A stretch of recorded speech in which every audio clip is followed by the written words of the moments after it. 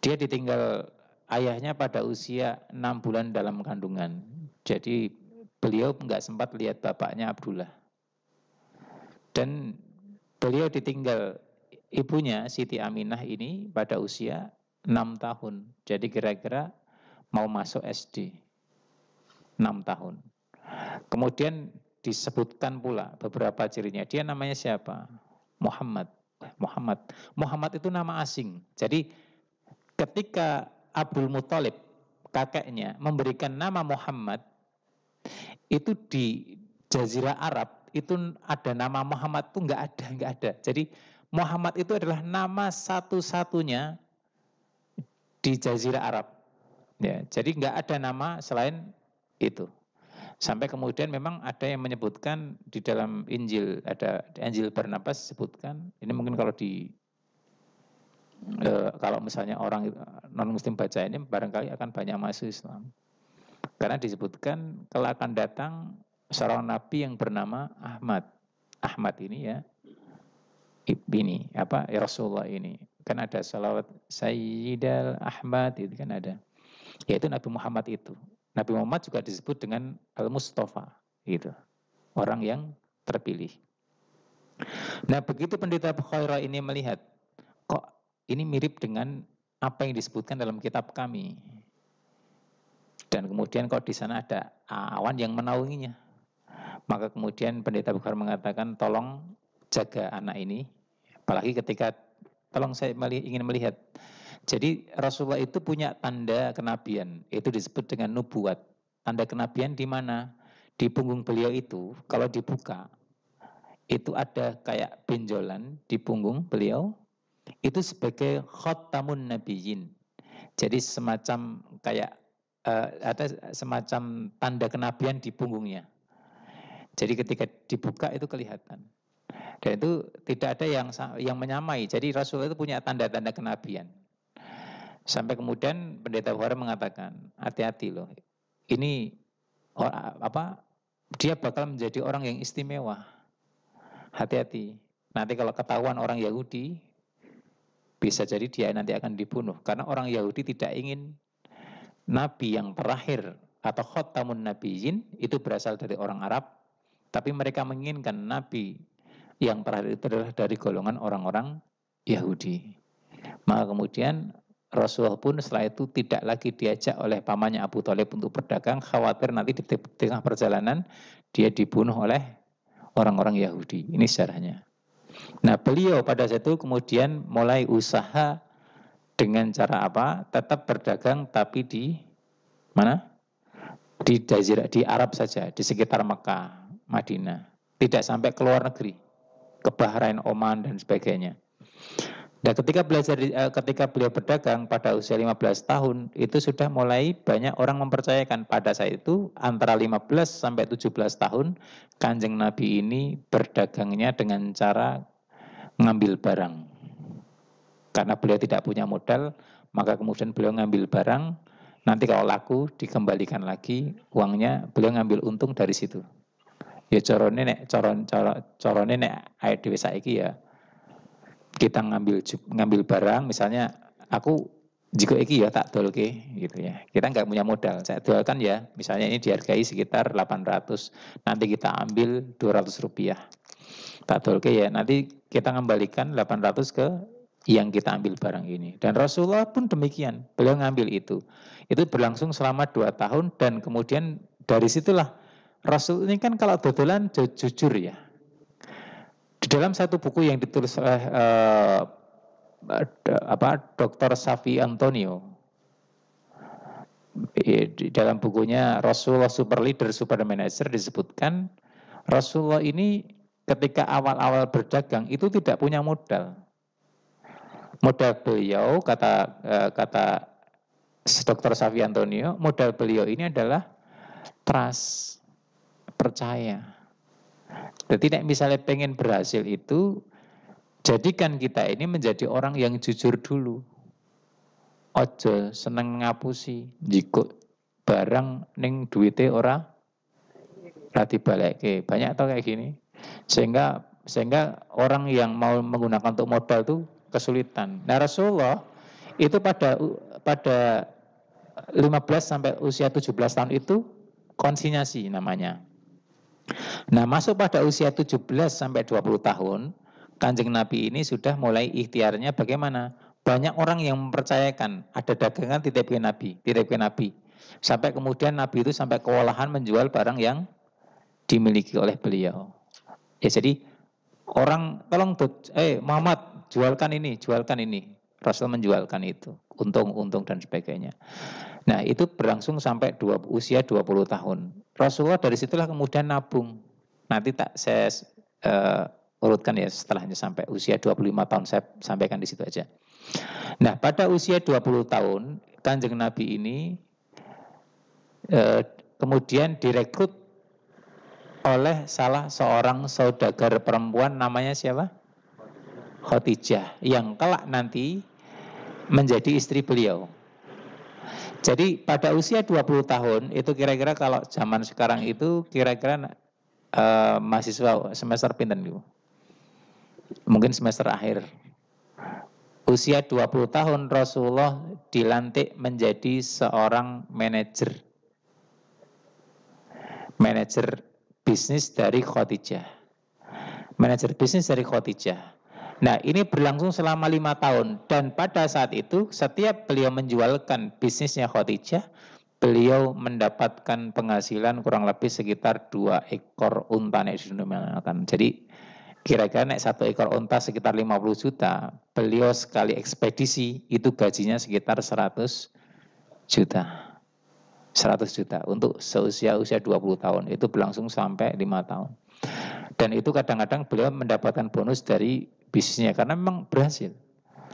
Kemudian Kanjeng Nabi ini masuk di usia 25 tahun karena sudah mengumpulkan sejak usia belasan tahun itu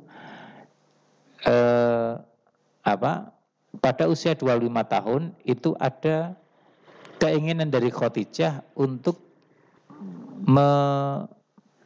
meminang atau ingin menikah dengan Kanjeng Nabi karena beliau ini selain tampan, ya, selain tampan itu juga sugih, wes ganteng, sugih, namanya jujur, pinter golek duit, mapan, ya, tertarik, ya.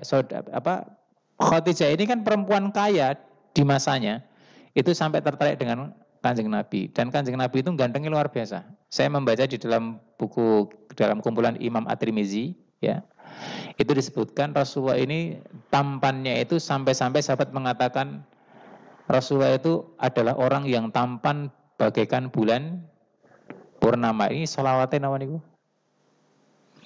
Tola'al, ya itu kan kita ada di situ kan. Tola'al badru alaina min saniyatil wada wajaba syukru alaina mada'a lillahi da ayyuhal mab'uthu fina jita bil amril muta, ya. Itu gambaran bagaimana wajah Nabi itu bagaikan bulan purnama.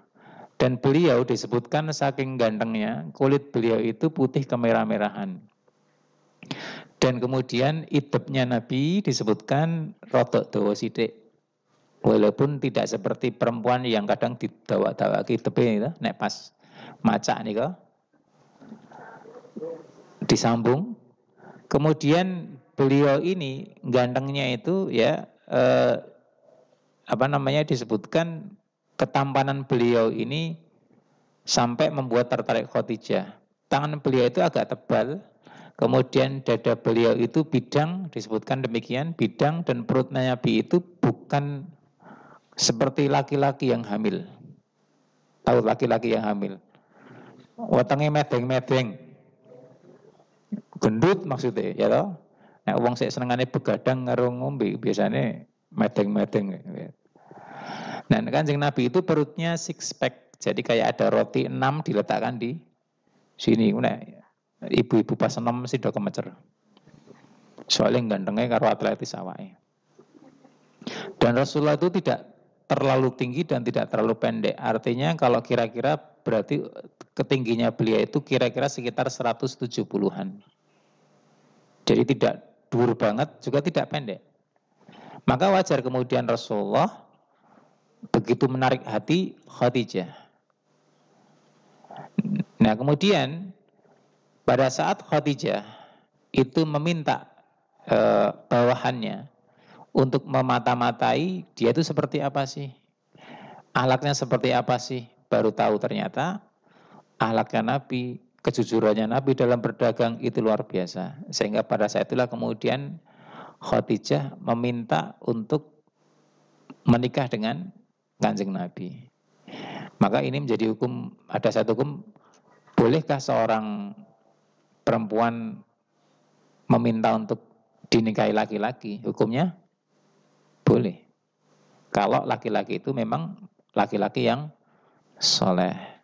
Maka kemudian setelah itu menikahlah Kanjeng Nabi kepada menikahi Khadijah. Dan ketika menikahi Khadijah, pada saat itu Rasulullah itu pada usia 25 tahun kan sudah jadi manajernya nih, atau CEO-nya lah. Nah saat itulah kemudian Nabi ini kelihatan di dalam buku Sirah Ibnu Hisham, buku Sirah di dalam Ar-Raghul Makhtum, dan buku Sirah di dalam beberapa buku Sirah tarikh ya, sejarah Nabi, itu disebutkan bahwa beliau ini memberikan mahar sebanyak 20 ekor unta. Pada usia 25 tahun memberikan mahar 20 ekor unta kepada kepada Siti Khadijah.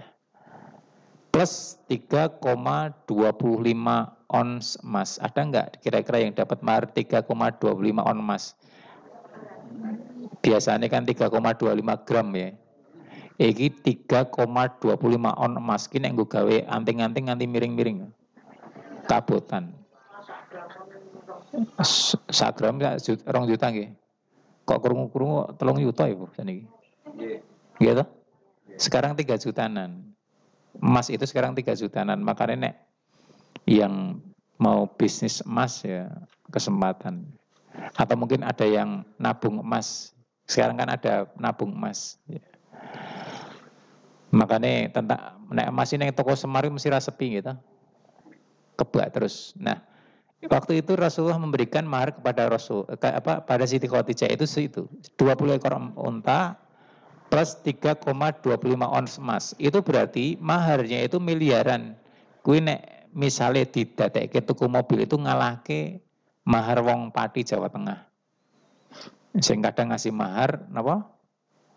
Mobil Pajero itu masih kalah dengan Kanjeng Nabi. Ini artinya apa? Kita belajar tentang sejarah Nabi ini melihat bahwa ikhtiarnya Nabi ini luar biasa. Sehingga pada usia 25 tahun Kanjeng Nabi sudah menjadi orang-orang yang sukses. Nanti tak tarik ke atas lagi ya. Sampai pada kira-kira kalau mungkin ditanya, Nabi itu kerjanya apa toh? Penghasilannya apa toh? Kan di dalam sejarah kok kita orang kerja. Nah, pada usia 25 tahun itu Rasulullah sudah menjadi seorang manajer plus owner bisnis karena sudah menikah dengan Khadijah. Owner bisnis itu berarti pemilik bisnis. Kemudian kira-kira beliau setelah itu menjadi seorang yang tidak bekerja karena uang, tapi uang itu sudah bekerja untuk beliau. Ada istilahnya kalau Robert Kiyosaki ya, orang Jepang itu 4 kuadran itu udah dapat semua. Jadi kan kalau selama ini orang kerja itu kan golek duit toh. Kalau beliau sudah tidak kerja lagi, kenapa? Karena uang sudah bekerja untuk dirinya. Ini kira-kira sekitar usia 35 sampai 40 tahun.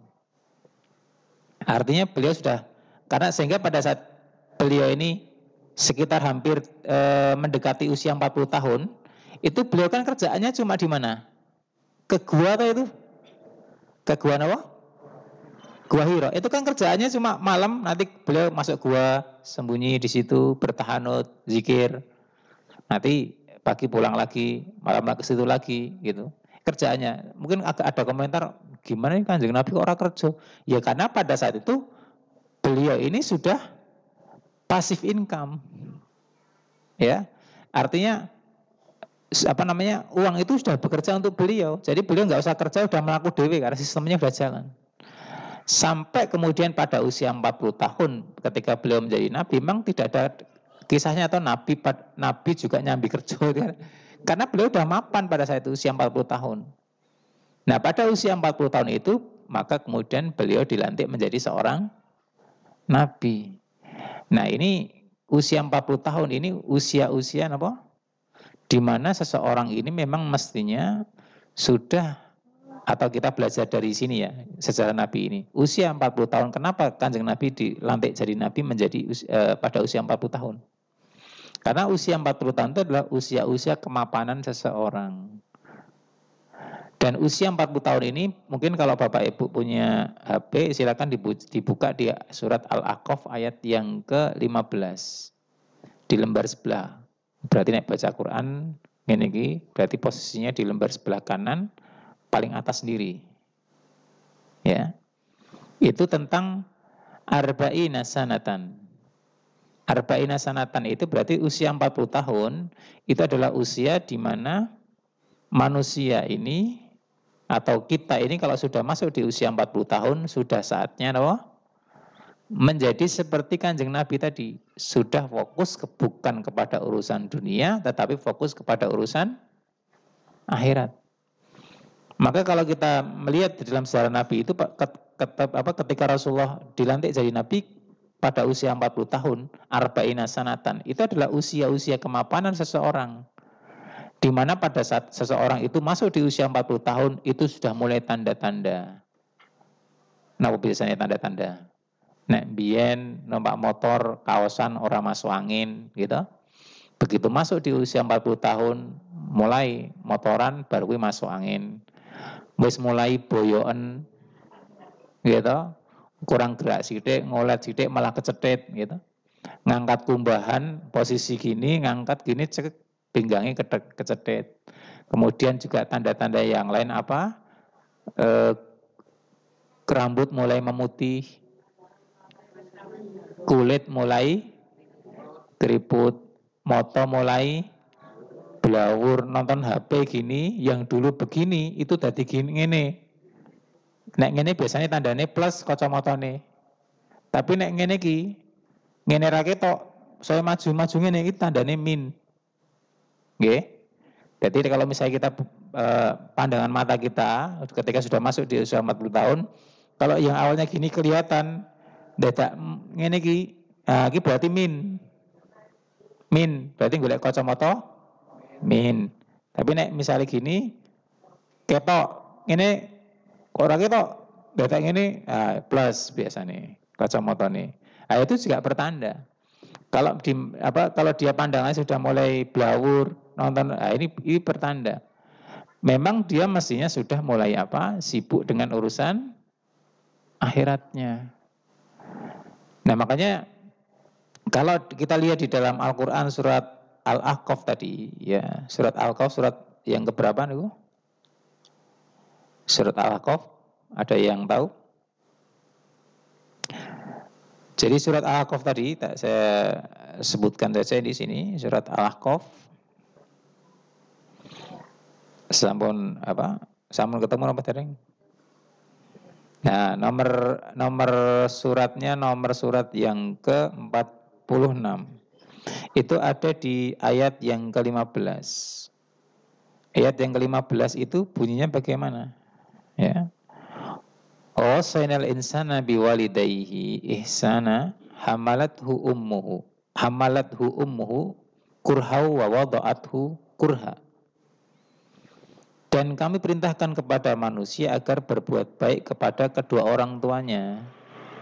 Jadi perintah kalau seseorang nanti masuk usia 40 tahun itu perintah pertama berbuat baik kepada kedua orang tuanya. Jadi boleh jadi usia 40 tahun itu usia-usia kesuksesan seseorang itu kelihatan. Kalau sukses itu seringkali seorang anak itu rumongso suksesnya itu karena siapa? Karena dirinya sendiri seringkali gitu. Maka kadang-kadang mengabaikan orang tuanya. Dia bilang sukses ini kenapa? Ya iki aku mergo sinau, mergo kepinteranku. Sehingga nggak mikir. Boleh jadi suksesnya dia, berhasilnya dia itu tidak lepas dari doa-doa orang tuanya. Makanya kalau kita lihat di dalam ayat ini ya, wa wasainal insana biwalidayhi ihsana, hamalatu ummuhu kurha wa wada'athu kurha. Dan kami perintahkan kepada manusia agar berbuat baik kepada orang tuanya.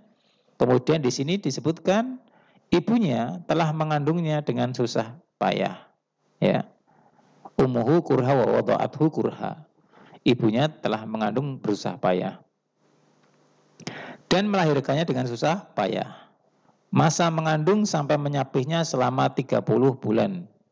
Masa mengandung sampai menyapihnya 30 bulan. Berarti kira-kira berapa tahun itu?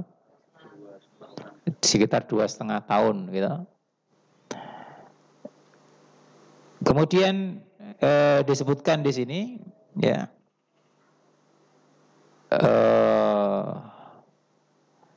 Kemudian dia disebutkan sehingga apabila dia anak itu telah dewasa dan umurnya mencapai arba'ina sanatan 40 tahun, maka ya dia berdoa, ya Tuhanku, berilah aku petunjuk agar aku dapat mensyukuri nikmat-Mu.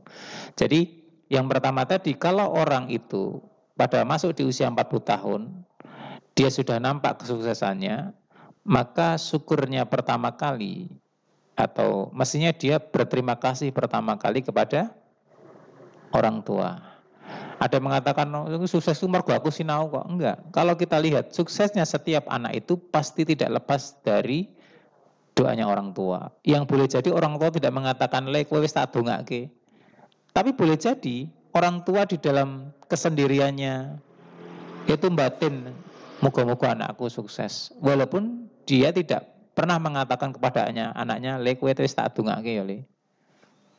Tapi memang kalau yang lebih baik mungkin disampaikan itu juga tidak apa-apa. Le tak dongake moga-moga kowe tambah sukses, rezekimu tambah oke, anakmu mapan kabeh.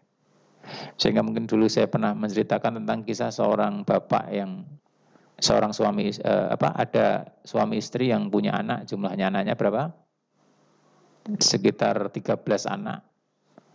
Yang suami istri ini selalu mengajak selalu nirakati anaknya dari mulai anak pertama sampai 13 itu selalu zikir. Beliau mengatakan, saya selalu zikir untuk anak saya. Ada yang mengatakan la ilaha illallah, ada yang mengatakan istighfar. Saya selalu membacakan untuk anak saya yang pertama 100 kali bacaan tahlil. Yang kedua, saya bacakan 100 kali bacaan tahlil. Sampai anak yang saya yang ke-13 saya bacakan tahlil sebanyak 100 kali masing-masing.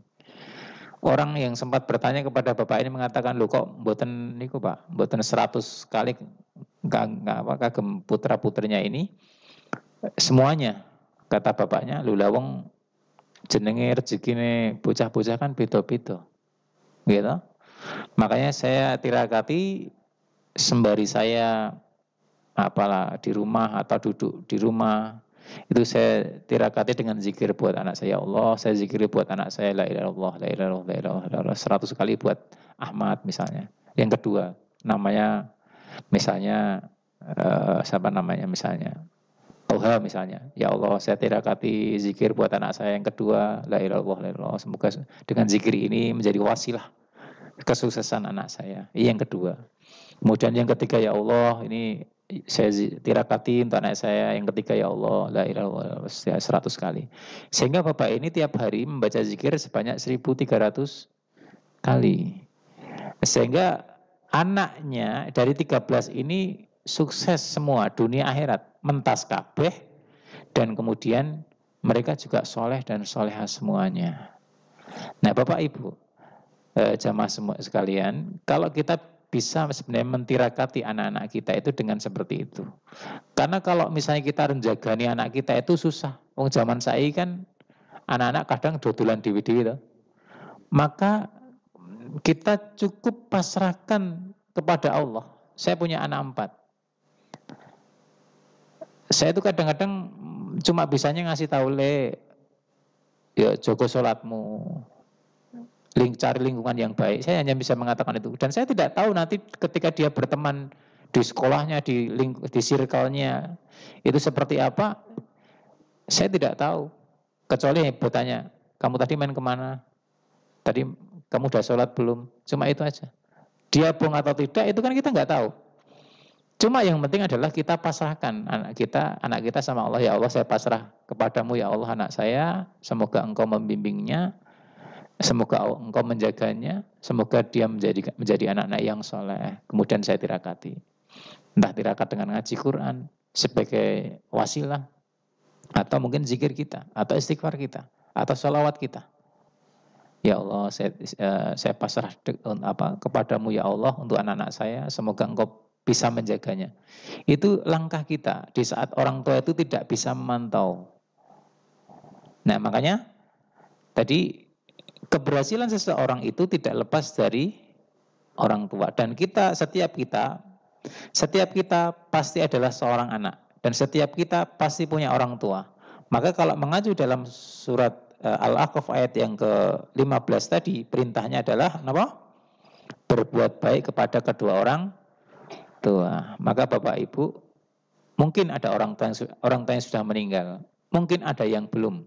Nah, kalau seandainya ada yang belum, mungkin entah itu Bapak atau Ibu, saat kita punya masalah, coba telepon orang tua. Atau barangkali Bapak Ibu yang orang tuanya sudah wafat, karena saya juga bapak saya sudah wafat. Bagaimana caranya untuk komunikasi? Ya paling tidak ziarah, atau kalau tidak ziarah ke kubur beliau, paling tidak kita pas ba'da sholat itu mendoakan beliau. Kan kadang-kadang kita naik doanya untuk kita sendiri kan, tapi kita lupa bahwa ketika kita mendoakan orang tua kita yang mungkin saja sudah wafat, itu bisa jadi menjadi salah satu langkah kita agar kita dikeluarkan dari setiap permasalahan kita. Atau kalau misalnya ada di antara orang tua kita yang masih sugeng gitu ya, maka kemudian kita bisa ketika punya masalah mungkin telepon bapak atau ibu, nyuwun ngapunten lho, salah apa le? Kowe kira salah ro aku. Pokoknya kalau nyuwun pangapunten. Poin intinya minta maaf. Maka Allah akan hilangkan permasalahan kita. Karena kadang-kadang kita ini banyak masalah dalam hidup, kenapa? Karena kita jauh atau mungkin lupa dengan orang tua kita. Orang tua kita kan senang, walaupun sudah ditelepon udah senang. Itu. Ini. Jadi kalau orang masuk di usia 40 tahun, sudah saatnya dia ini fokus untuk mensyukuri nikmatnya itu, bersyukur kepada orang tua. Kemudian yang kedua, dia mensyukuri nikmat itu kepada Allah Subhanahu wa taala. Dia mengatakan ya Rabbi, ya toh, disebutkan qala Rabbi auzi'ni an askura nikmataka allati an'amta alayya ya wa ala walidayya wa an amala shalihan tardahu wa adkhilni wa aslih li dzurriyyati ini tubtu ilaika wa ini minal muslimin. Jadi yang selanjutnya setelah bersyukur kepada kedua orang tua itu bersyukur kepada Allah Subhanahu wa taala. Di sini disebutkan ya Tuhanku berilah aku petunjuk. Jadi ketika masuk di usia 40 tahun itu sudah sering-sering doa agar kita diberikan petunjuk. Karena kalau di usia 40 tahun ini kok dia malah sibuk dengan urusan dunia, alamat sesok pas akhirnya itu juga bakal mengikuti. Jadi usia 40 tahun itu menjadi batasan besok dia mau seperti apa. Nek 40 tahun orang gek tobat, tidak ingat dengan Allah, tidak ingat dengan akhirat, siap-siap. Kita mungkin hanya bisa mengatakan semoga kita diwafatkan husnul khotimah, ya toh. Tapi di usia 40 tahun ini malah sibuk urusan dunia, terus ora kalingan karo Gusti Allah, wis ra tau melu pengajian, ra tau nang masjid, tongkrongane main gaple karo kartu. Arep ngomong, ya Allah muka husnul khotimah, alamat nih. Nah, makanya di usia 40 tahun ini ya, memang mestinya dia sudah mulai sibuk dengan berbanyak ibadah, perbanyak ngaji, perbanyak zikir, perbanyak majelis taklim, gitu. Insya Allah itu akan menjadikan keberkahan untuk kita semuanya. Nah, jadi usia 40 tahun itu memang sudah mulai itu berusaha untuk lebih dekat kepada Allah Subhanahu wa taala. Jadi kalau udah tanda-tandane udah mulai keriput, moto blawur, kenapa? Rambutnya ubanan, makanya nek biasanya loh, nek ibu-ibu nek jenom biasanya rada, kadang ada mbak-mbak itu rada jilbaban, tapi begitu udah masuk di usia 40 tahun ngopo kok rada jilbaban? Nutupi rambutnya yang putih biasanya. Gitu. Ketika ditanya kok ora jilbaban nih mbak? Gak ireng kabeh, tapi tunggu engko lak di jilbaban. Engko jilbaban di atas ketika udah mulai putih udah jilbaban. Iya nek pahit-pahite jilbabane nek pas napa? Pas wafat. Gitu. Dipocongi kan jilbaban toh. Ya makanya kowe nek ora gelem jilbaban saiki paling sesuk ya jilbabane anggere pas wis ora ono. Gitu. Nah, jadi kayak gitu.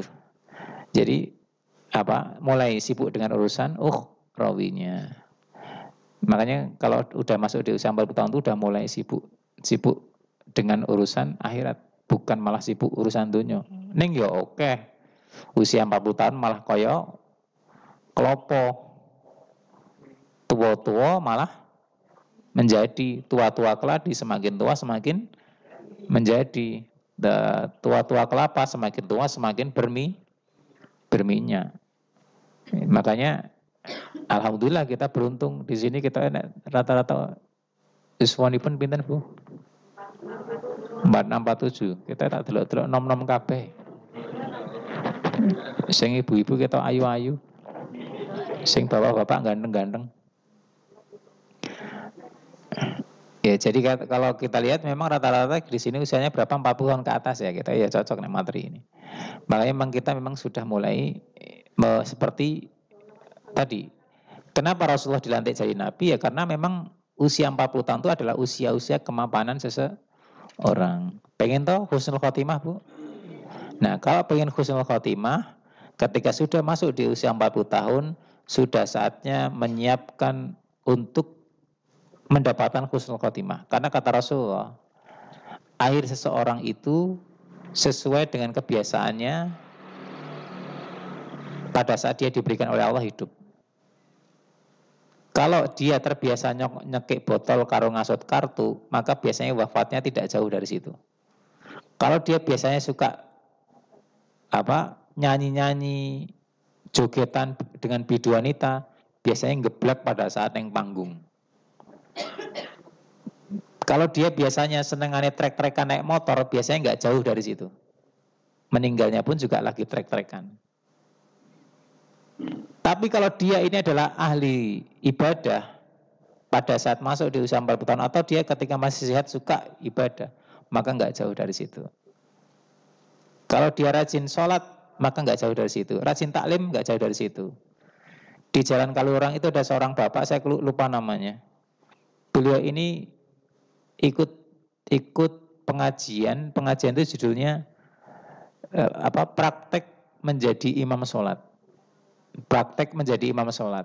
Jadi ustadznya meminta jamaah untuk praktek satu-satu membaca Al-Fatihah di depan latihan imam. Ya. Allahu Akbar itu. Bismillahirrahmanirrahim. Alhamdulillahirabbil alamin arrahmanir rahim maliki yaumiddin. Nah, setelah maju satu-satu ada seorang bapak.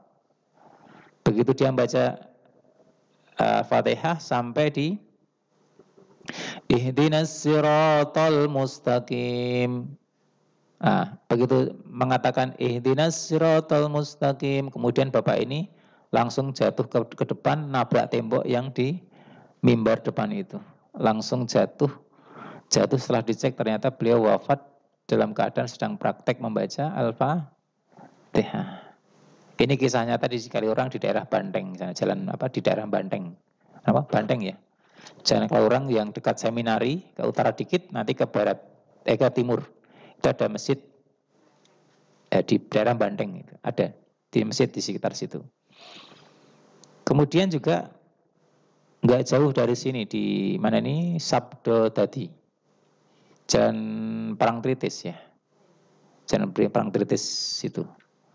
di timurnya Man Sabdo tadi.